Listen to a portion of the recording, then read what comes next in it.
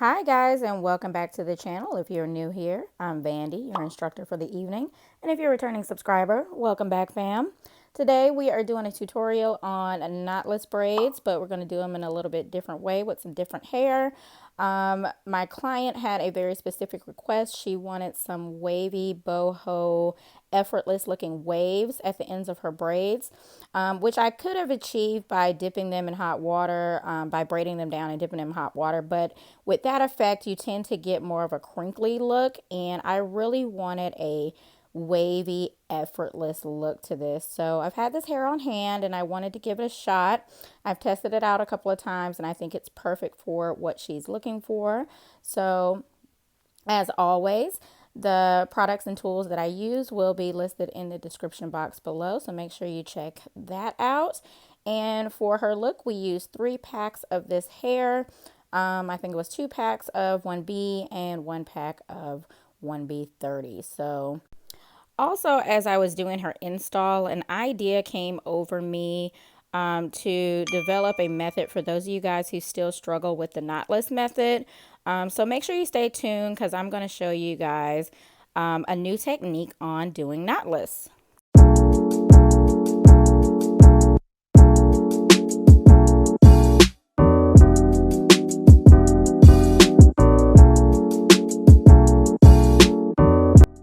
So getting started, we're just doing some standard knotless braids with square parting. And if you haven't seen the detailed knotless tutorial, I will link that in the cards above. It basically tells you step by step how to achieve this in the simplest form I know how. So make sure you check that out if you are still struggling with how to do a feed-in knotless.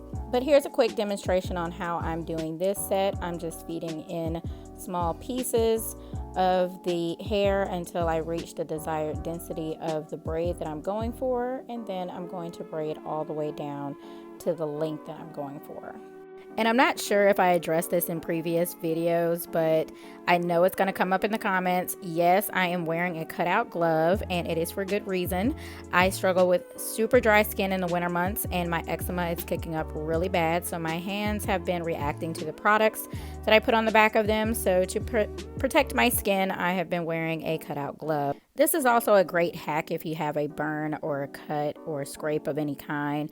So make sure you're protecting your skin out there, okay guys? To seal the ends of the braids, I'm going to tie them off at the bottom, and I'm going to do so by tying a few slip knots across. So I think I did 4 or 5 of them, I'm not sure, but usually 3 to 4 is enough to get it nice and tight in there. And to seal it off even further, you could leave it like this if you want to, or put a dab of super glue or nail glue on the knot. But in this case, I felt like that would kind of mess up the look a little bit here. So instead, I'm going in with my travel flat iron. They only have one setting. I think they go up to like 350.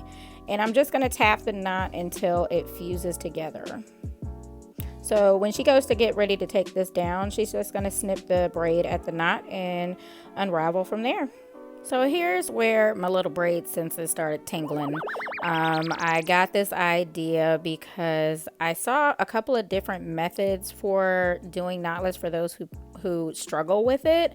But none of them seem very conducive or easy for that matter. So I was thinking maybe if we crochet a little bit of hair in there and there's something anchored from the root, you can get a better grip of the hair and still get that knotless look as you go down. So as you can see, I've parted my section into a half vertical section, and I'm braiding down the bottom piece about 3 inches down, 2 or 3 inches down, just so that it doesn't unravel. Then I'm going to take a couple pieces and crochet them in the base of that small braid.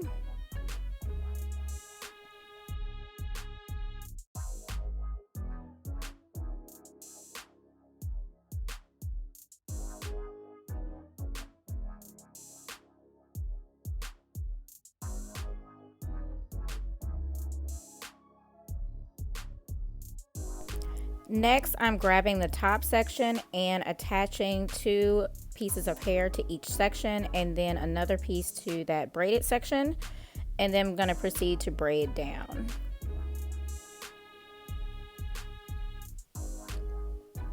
So now, as you can see, I am still getting that knotless effect. The only downside is that you may see a little bit of that small braid at the root, but let's be real, who's clocking your roots? I mean, not everybody is that picky, but you know, it is what it is. You get in where you can fit in, you know, girl. But I'm gonna lift it up here. As you can see, it is a clean knotless look on the bottom, but you still kind of get that small look of that knot at the root. So nevertheless, it's still a tension-free style, so that is the name of the game. But I'm gonna still keep working on techniques to kind of help you guys out and kind of ease the pain of having to make this more complicated than it really has to be. So let me know in the comments below if you think this might work, or if you give it a shot, that'd be great.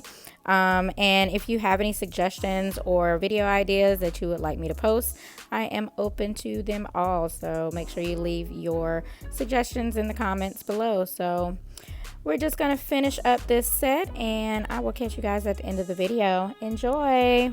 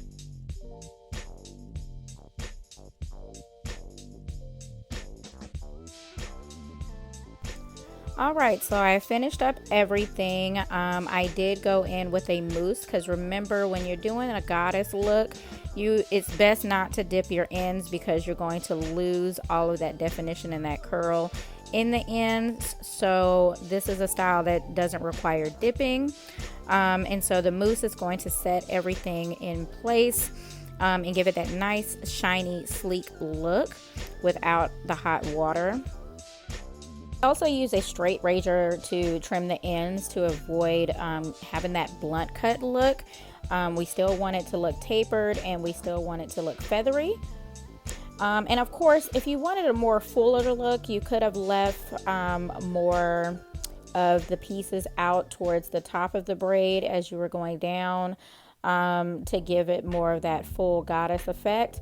But that wasn't the look we were going for today. But nevertheless, it came out absolutely beautifully. It is so, so sexy. So yeah, let me know in the comments below what you think.